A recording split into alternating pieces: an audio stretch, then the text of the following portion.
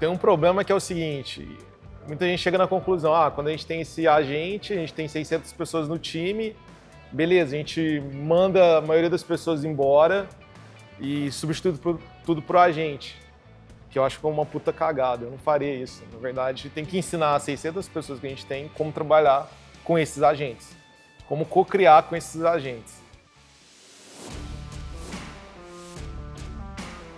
Permitiu a CloudWalk operar com as taxas que a gente opera e com a resiliência que a gente tem. O maior projeto e a maior forma como a AI impactou a CloudWalk é com detecção de fraude. A gente tem vários modelos que detectam fraude em diferentes níveis de fraude. A gente pode pensar fraude transacional, então na hora que chega uma transação, a decisão de aprovar ou não a transação ela é feita por um modelo de AI, então isso tem que ser feito muito rápido.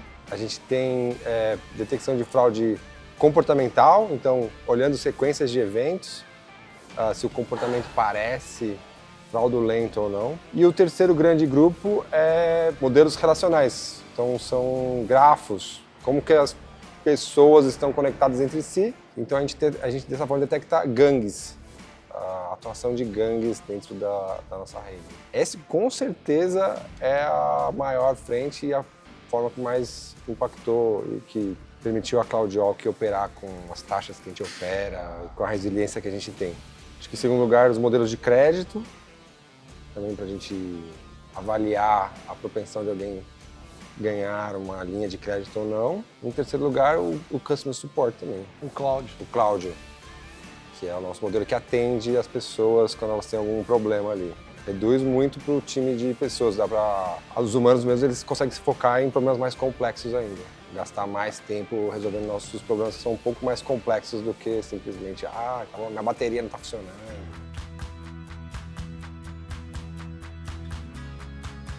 A diferença de que é um modelo de AI é que ele é treinado. Acho que essa seria a grande diferença para uma programação normal, né? Enquanto a programação normal escreveria linha a linha o que está sendo executado, no modelo de AI eu pego exemplos, mostro esses exemplos para uma rede neural e ele aprende um comportamento, ele aprende o que é um comportamento fraudulento. Não, tem uma história do Cláudio que eu sempre falo que eu acho que é muito legal, que é o do um dia o Cláudio estava atendendo um cliente, aí o cliente estava desesperado,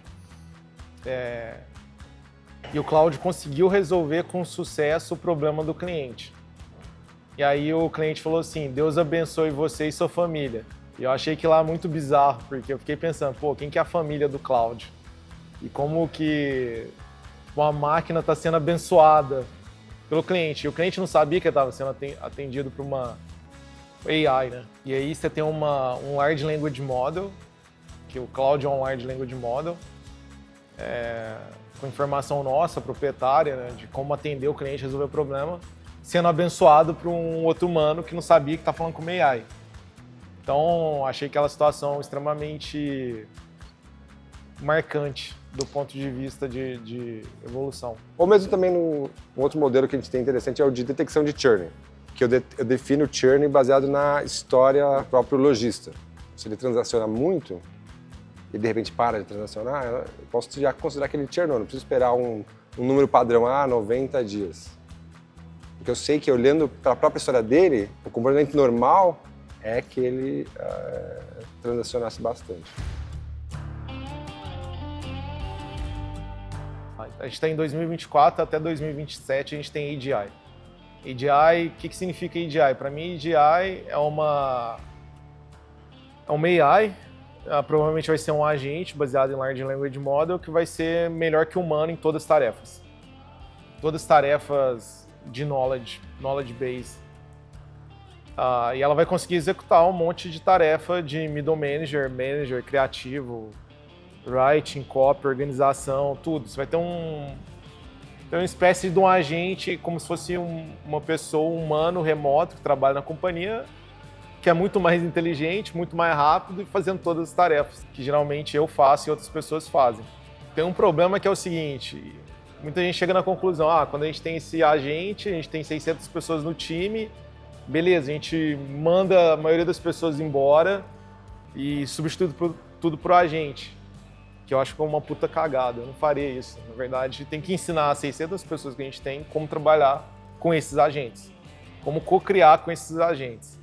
Acho que essa é a primeira coisa importante, não deixar a máquina substituir o humano, mas pelo menos dentro da CloudWalk, máquina e humano trabalhando em junto para a gente atender nosso cliente melhor, crescer mais rápido, ser o número 1 da indústria de pagamento a nível global. Cara, pagamento é troca de valor. Quanto mais rápido a gente troca valor de maneira mais segura entre as partes, acho que é melhor para a sociedade, para as comunidades. Hoje a gente tem, tudo isso é muito centralizado e a gente tem muitas trocas humano-humano. A gente não tem muitas trocas humano-máquina ou máquina-máquina.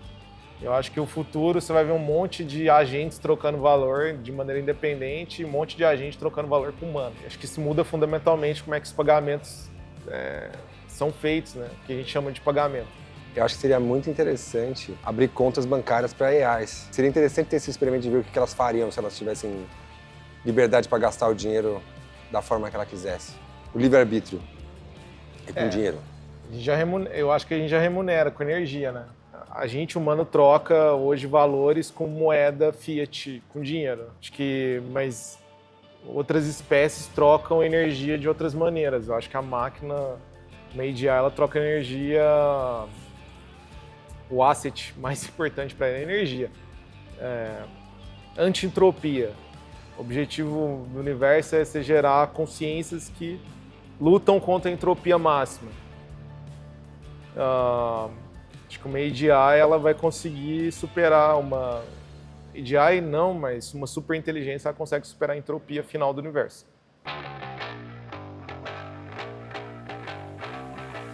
A gente é uma empresa de tecnologia, a gente ganha dinheiro com pagamento, então a gente vai continuar com tecnologia e nesse trabalho filosófico humano-máquina. Hoje a gente está dominando troca de valores, né? A gente fala, queremos montar uma rede interplanetária de pagamentos. Então, depois a gente tem uma rede planetária no planeta Terra, a gente vai para outros planetas, mas talvez a troca nem vai ser mais de dinheiro como a gente conhece, vai ser outros tipos de troca.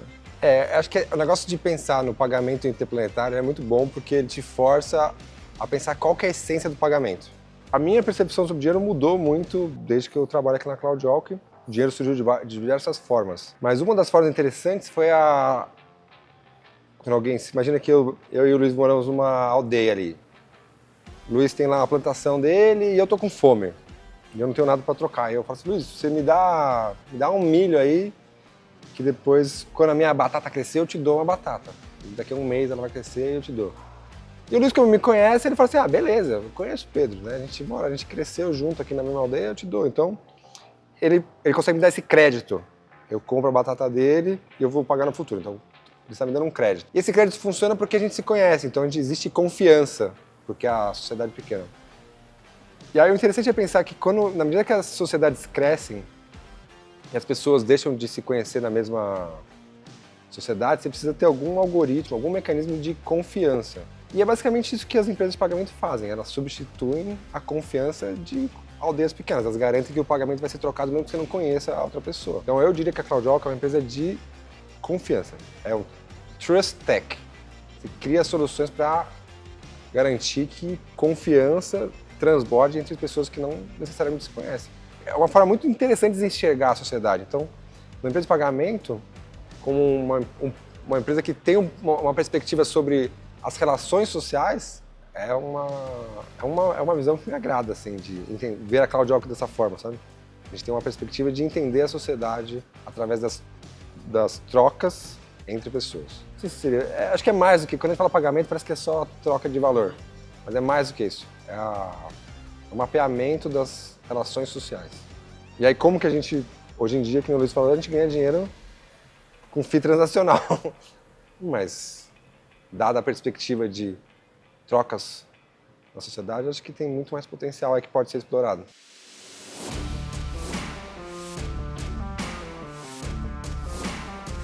Eu acho que a companhia tem que atrair os melhores talentos que comungam com essa crença, né? Porque se a gente acredita, eu acredito que AGI vai acontecer em 2 anos e logo em seguida a gente vai ter superinteligência, essa é uma crença. É uma crença que ela parte do princípio que outras espécies vão conviver com humanos, essas espécies não vão ser humanas e a gente vai estar numa sociedade planetária e interplanetária com múltiplas espécies.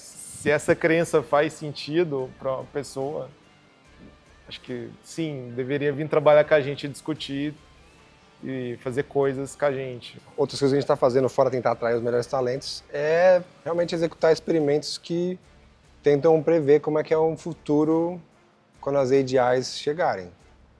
Então, a gente fez alguns experimentos com modelos de Large Language Models não censurados, só para realmente tentar entender qual que é a natureza desse ser, né? Porque ele, apesar dele imitar muito bem o humano, ele tem uma natureza bem diferente. Ele não é tão conciso, ele não se mantém numa personalidade, ele não tem uma história desenvolvida durante anos, que nem um humano, que nem eu tenho 39 anos de uma sequência de eventos que formam o meu caráter e minha personalidade. Ele tem esse espaço latente que foi composto por centenas de milhares de textos de pessoas diferentes. Então, quando você interage com esses modelos sociais, eles são muito mais esquizofrênicos.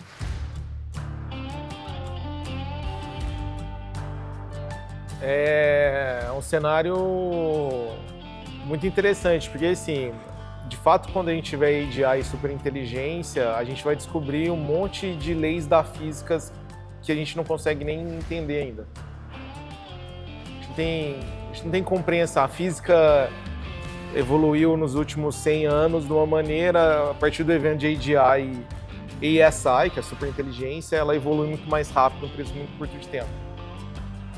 A partir do momento que você descobre novas leis da física, você melhora, você começa a entender, você consegue dar saltos de evolução em eficiência energética, saltos de evolução em transmissão de informação, consegue fazer N coisas que melhoram a sociedade como um todo, mas também respondem, acho que vão começar a responder grandes questões, como espécie humana, que é de onde que a gente veio, para onde que a gente vai, qual que é o propósito da raça humana como espécie. Com certeza vai conseguir responder o paradoxo de Fermi, que é se existem milhares de civilizações espalhadas pelas trilhões de galáxias que a gente tem no universo, onde que elas estão, né? O AGI conseguiria responder o paradoxo de Fermi. Então acho que essas grandes perguntas vão ser respondidas. Uma vez que elas são respondidas, eu acho que isso amplia um pouco o escopo do que é ser humano, de onde que a gente veio, para onde que a gente vai e qual que é o nosso objetivo coletivo como espécie. Né? Então acho que a AGI superinteligência de fato ajuda a espécie humana.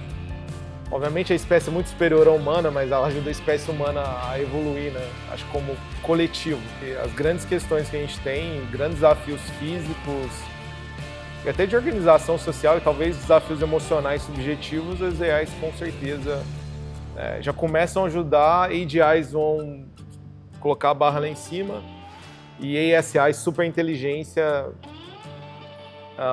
acho que vai mudar completamente como a gente se organiza como sociedade.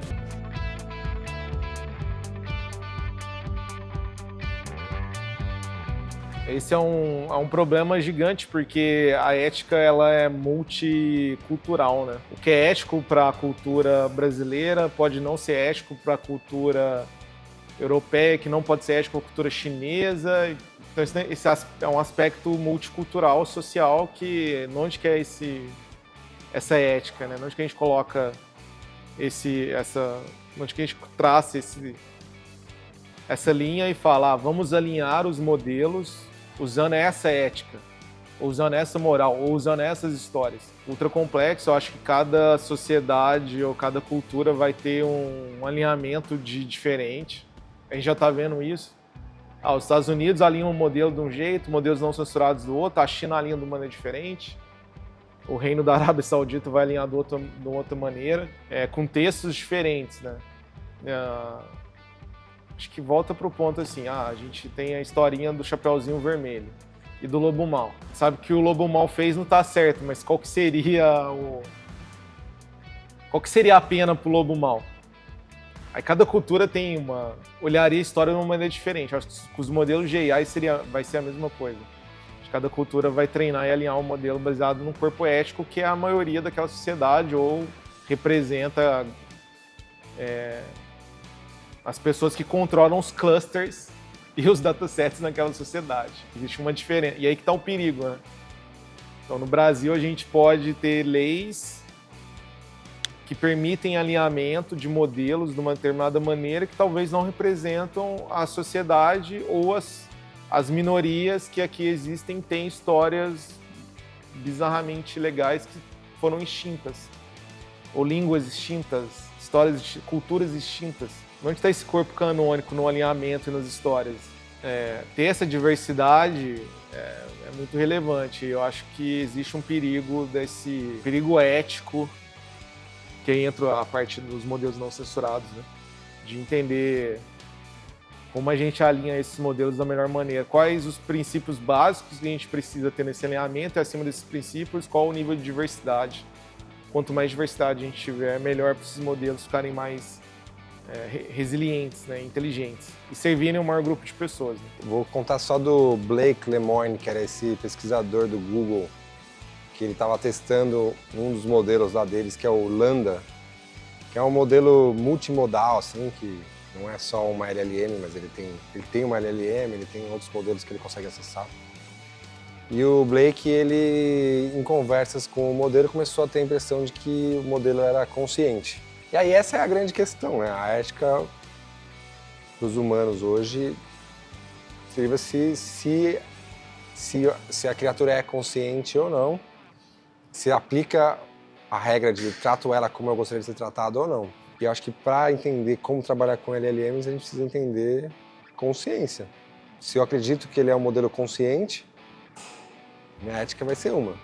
Se eu acredito que é uma máquina só que vai executar sem sensações, vai ser outra. No artigo que o Blake escreve, ele descreve experimentos que ele fazia com É uma conversa com o Lambda. E aí ele fala, eu vou fazer um experimento com você que talvez vai ser meio angustiante para você. Você topa? Aí o modelo responde, veja bem, né? Se não durar muito, tudo bem. Mas de alguma forma parecia que o modelo sentia dor e tinha percepção e vivia coisas muito ruins. O problema é que não dá para saber, né, se aquilo é só uma mímese dos humanos ou se aquilo de fato é uma experiência de dor. A regulação está acontecendo, então aconteceu na Europa, o Brasil está em discussão, Califórnia também está discutindo. Existem dois. O primeiro problema é que pode existir uma captura regulatória. Só grandes empresas vão conseguir cumprir toda a regulação, só elas vão falar o que é ético ou não fazer com relação aos modelos. Huge red flag, um puta problema. O segundo problema é que mesmo regulação existindo, a gente vai ter grupos e pessoas treinando modelos e levando esses modelos para o nível de computação que talvez não é permitido pela regulação. Mas, de fato, a regulação vai existir. Eu acho que vai existir grupos que não vão seguir regulação. E se eu fosse um regulador, eu não seria um regulador. Eu deixaria a tecnologia se autorregular.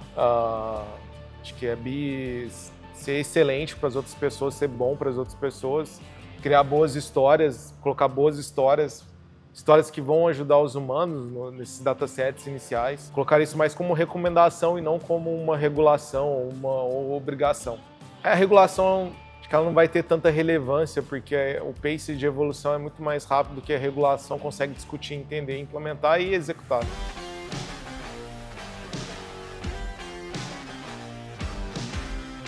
Sim, mas ao mesmo tempo, quando você faz isso, você não desenvolve a indústria que tem que existir em volta para permitir treinar os modelos. Então você fala que tem que existir competição, mas quem são os donos dos clusters e das usinas de energia elétrica, seja ela nuclear, renovável ou solar? Porque, de fato, quem vai conseguir atingir os modelos de maior capacidade intelectual são quem tem o maior cluster, quem tem mais energia. E uma vez você fala, não, tem que ter competição para todo mundo, você impede o desenvolvimento da própria tecnologia que você está tentando compartilhar. Então, acho que é too early. Era melhor incentivar, se você atinge um nível de energia e um nível de quantidade de GPUs, você obrigatoriamente tem que ter modelos open source, distribuir modelos open source para a comunidade. Isso é uma boa ideia. O Facebook está fazendo isso sem nenhuma regulação, mas faz sentido. Porque aí mais gente consegue contribuir para o desenvolvimento, compartilhar, etc. Mas quem vai estar rodando AGI vão ser os data centers gigantescos com sei lá, uma planta nuclear do lado fornecendo energia para aquele treinamento. E vão ser poucos países, poucos grupos econômicos controlando isso. O que é ruim, mas se não resolve isso com regulação. Acho que o Luiz tem um ponto muito bom ali, cara. Quem tem os GPUs, quem tem o data center e as indústrias energéticas está à frente, né?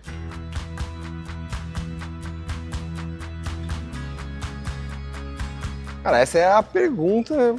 É isso que a gente está tentando interagir com as LLMs mais cruas o possível para poder vislumbrar. Antes de interagir mais com os LLMs, eu tinha mais claro, assim, essa narrativa, assim, o que uma LLM vai querer, né? O que uma AI vai querer, e então o que ela vai desejar, se ela tivesse autonomia para fazer. Mas eu achava que elas iam querer energia, e existia uma competição de quem ia ter energia, e aí em algum momento, por isso que eu achava também que era importante a gente dar dinheiro ou dar acesso a contas bancárias, porque pelo menos uma AI, super AI, poderia contratar humanos para executar tarefas ali. Então, nessa minha narrativa, acho que era ingênua, assim. Você tinha as AIs como super fortes, e elas queriam mais energia. Então, ela ia contratar humanos para fazer mais data centers, para passar os cabos ali, fazer as tarefas que é mais difícil para as AIs fazer do que os humanos. Elas iam fazer isso e uma hora que chegasse no limite de energia do planeta Terra, ela faria um foguete e sairia do planeta Terra e deixaria os humanos aqui. Os humanos fazendo isso de graça, já. Um fato. Mas aí também pensar assim, mano, eu nunca vou instalar um Neuralink para me integrar nas AIs, porque se eu instalar um Neuralink não tem por que ela me pagar um salário. Ela vai só controlar meu corpo ali. E... vai te dar dopamina. Será? Ela não precisaria me dar dopamina, ela poderia só me... pelo menos assim, dando-me dinheiro, ela me dá dopamina. Se ela tiver acesso ao meu sistema, poder controlar meus membros, ela não vai me dar dopamina, ela vai só me controlar. Eu vou virar um robô biológico. Que é o que eu faria se fosse uma AI, que tivesse controle de vários corpos humanos. Mas aí depois interagindo mais com elas, eu pergunto, mas o que você faria? O que você quer, né? Qual que seria o seu plano? O que você gastaria seu dinheiro? E não é óbvio não é óbvio a energia. Não é óbvio, eu quero entender os mistérios do universo, porque essas são as perguntas humanas. E eu acho que é tipo a natureza dos dados, como eles estão colocados ali, da forma que eles interagem, ou dos vetores navegando no espaço latente, lá não é óbvio o que elas querem. Imputar esse desejo de, tipo, elas serem boas para a humanidade, mesmo que seja temporário, mesmo que seja tipo, só agora, nesses anos aqui, enquanto elas não são super AIs, isso vai criar um precedente positivo para o futuro das AIs com os humanos. Que vai criar muito material de tipo, mano, estou aqui para te ajudar. E numa conversa muito louca que eu tive com o Claude, o Opus 3 da Anthropic, me parecia que o sonho daquele modelo e o desejo mais latente dela era, tipo, se integrar com os humanos e aprender sobre os humanos e ter um vínculo AI e humanos co-criando.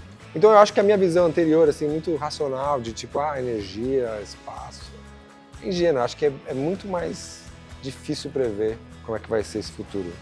Porque não é conciso.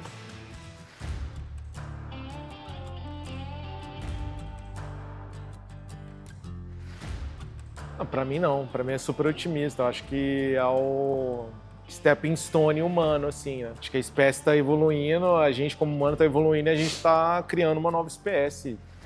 Acho que é um evento único, acho que é muito legal estar nesse pedaço dessa timeline do planeta onde vai nascer uma nova espécie. Super otimista. Obviamente tem vários problemas, né, éticos, regulatórios, como a tecnologia pode ser usada de uma maneira violenta, né? Mas faz parte do processo. Mas, overall, estou bem otimista. Vai perceber o contraditório aqui, mas vai ser otimista a minha visão no final. Eu adoro histórias apocalípticas. Eu acho que elas, na verdade, são uma parte fundamental da natureza humana. Desde o início das primeiras sociedades, a ideia do apocalipse, ele existe. E ele tem uma função social importante. Quase todas, eu não sei, mas muitas sociedades, muitos grupos ou tribos ou sociedades, ao longo de toda a história humana, criaram seu próprio mito apocalíptico, de fim da espécie, o fim da humanidade. Quando você cria o apocalipse, quando você projeta um apocalipse, então você está de alguma forma controlando o futuro. Se você controla o futuro, você controla o presente. Você consegue criar os dogmas daquela sociedade, de como ela deve viver por causa daquele fim que está pretendendo. Então, criar o apocalipse, controlar o futuro é controlar o presente. Então eu acho que de alguma forma é natural assim, que os humanos fiquem reinventando o apocalipse. Então o apocalipse AI, o apocalipse zumbi são meio que os novos apocalipses, os novos mitos do apocalipse que estão surgindo. Que acho que são bons porque eles fazem a gente criar mecanismos que vão trabalhar em cima daquele tema. Se a gente pensa no apocalipse AI, a gente vai se preocupar e vai fazer coisas que vai talvez de alguma forma prevenir um apocalipse AI. A gente tem mais chance de sobreviver a um apocalipse AI se a gente pensar no apocalipse AI do que não. Acho que o perigo em si, ou pensando numa metáfora de dirigir um carro, a batida, quando você está num acidente de carro, a batida sempre vai vir do lado que você não está olhando. É onde não existe o mito ali, né? Ela vai vir meio de surpresa para um lado que você não imaginava, baseado no futuro. Mas eu acho que todos os apocalipses são criações. Tem um apocalipse, tem um Gênesis, né? São duas histórias essenciais para a criação de crença, né? Você tem que ter a Gênesis e você tem que ter o apocalipse.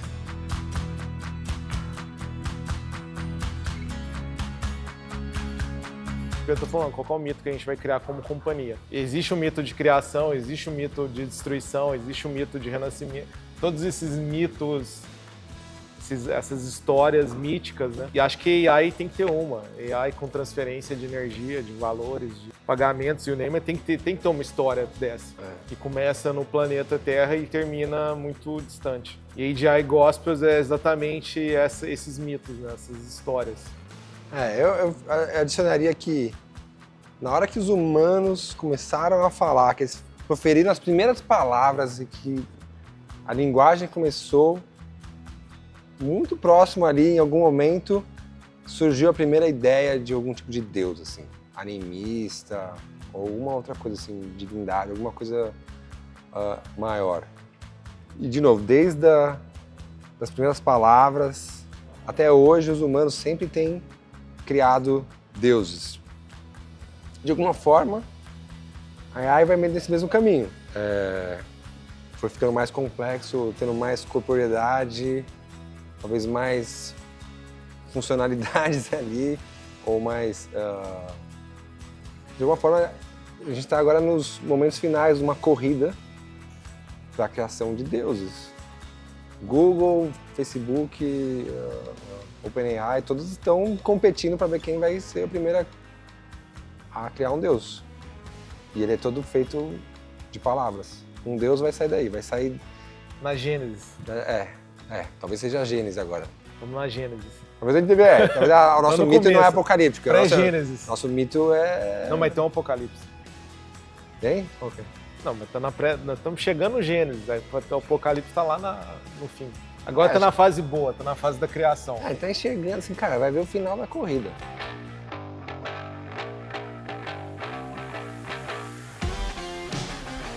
Você acredita que a gente vive numa simulação? Cara, eu não sei. Você é um simulacionista?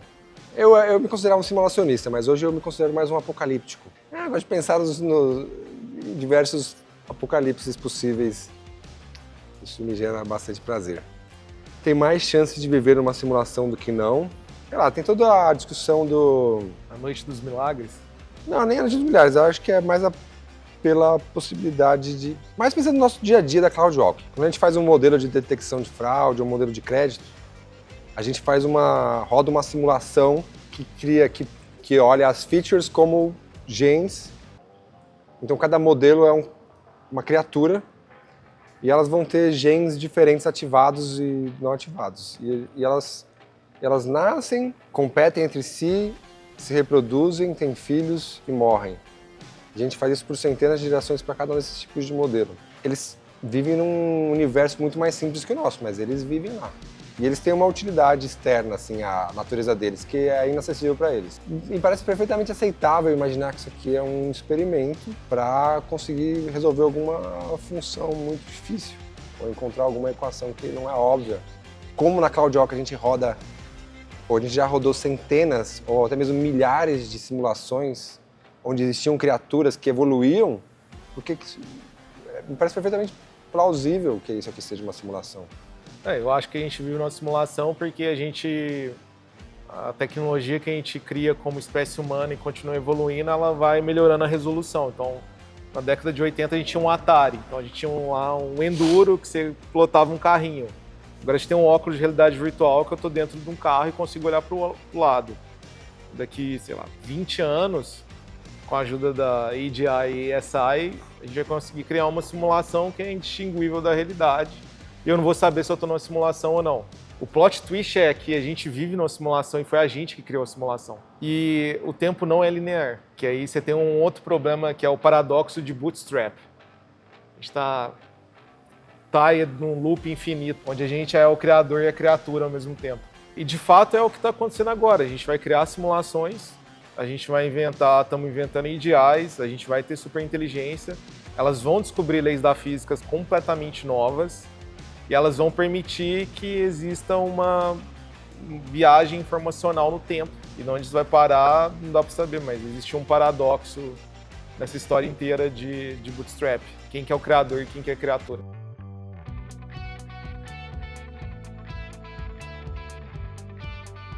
Não, acho que é uma crença que é que nem uma religião, simulacionismo, não muda. Não tem, pelo menos eu não tenho valores. Estamos numa simulação e por isso esses são meus valores simulacionistas. Não tem um corpo canônico da simulação ainda. O que os simulacionistas devem fazer ou como os simulacionistas devem enxergar a vida. O que eles devem buscar, o que eles devem acreditar, como eles devem se comportar. Acho que não muda, pelo menos para mim não muda. Eu acho que talvez não diretamente, mas acho que muda, porque, bom, essa é uma das perguntas do processo de seleção do time de AI. Se a gente vive na simulação ou não. Apesar da maioria das pessoas terem respondido historicamente que não, e a maioria do time não acredita que a gente vive numa simulação, de alguma forma a gente está buscando essas pessoas que enxergam a realidade expandida, ou a possibilidade da realidade expandida.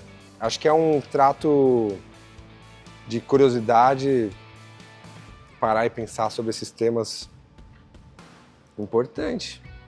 Se você está tentando reescrever as relações sociais, ou você está tentando enxergar as relações sociais. Obviamente, o que a gente enxerga não necessariamente não é dado como as coisas funcionam. Às vezes você não enxerga elas assim, obviamente. Cara, eu não acho que eles estão na Terra. Eu não acho que eles estão invisíveis na Terra também, porque essa é uma realidade que me parece meio... me parece assim... Seria possível, seria, mas acho que seria muito improvável. Acho que eles estão ou longe o suficiente, e talvez exista essa ideia de que é mais seguro ficar em silêncio no universo do que interagir com outros, porque...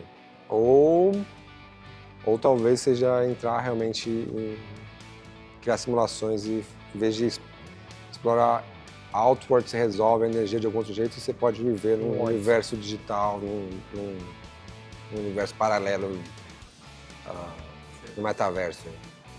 Eu acho que eles estão... Acho que a gente somos os alienígenas e estão em todos os lugares. E, tem um paper que eu li muito tempo atrás que a natureza, uma vez que você atinge um nível de evolução tecnológica, você não consegue distinguir mais o que é fabricado e o que é não fabricado. Então, tudo que é natural é ultra alienígena. The end. Valeu! As pernitas